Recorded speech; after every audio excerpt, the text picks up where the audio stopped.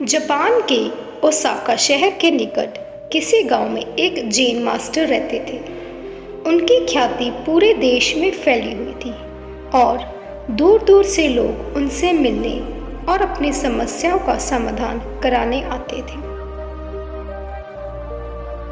एक दिन की बात है, मास्टर अपने एक अनुयायी के साथ प्रातःकाल सैर कर रहे थे कि अचानक ही एक व्यक्ति उनके पास आया और उन्हें भला बुरा कहने लगा।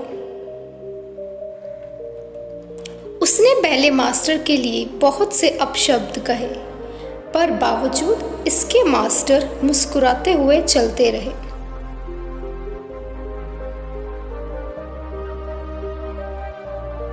मास्टर को ऐसा करता देख वह व्यक्ति और भी क्रोधित हो गया और उनके पूर्वजों तक को अपमानित करने लगा, पर इसके बावजूद मास्टर मुस्कुराते हुए आगे बढ़ते रहे।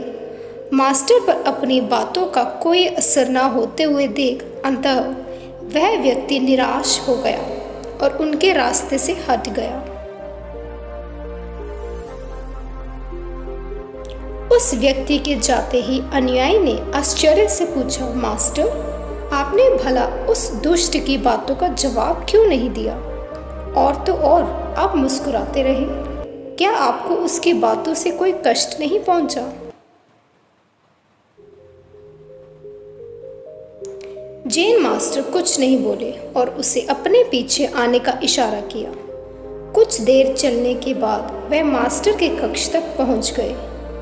मास्टर बोले, तुम यहीं रुको, मैं अंदर से अभी आया। मास्टर कुछ देर बाद एक मैले कपड़े लेकर बाहर आए और उसे अनुयायी को थमाते हुए बोले, लो, अपने कपड़े उतार कर इन्हें धारण कर लो। कपड़ों से अजीब सी दुर्गंध आ रही थी और अनुयायी ने उन्हें हाथ में लेते ही दूर फेंक दिया। मास्टर बोले, क्या हुआ? तुम इन मैले कपड़ों को नहीं ग्रहण कर सकते ना? ठीक इसी तरह मैं भी उस व्यक्ति द्वारा फेंके हुए अपशब्दों को नहीं ग्रहण कर सकता।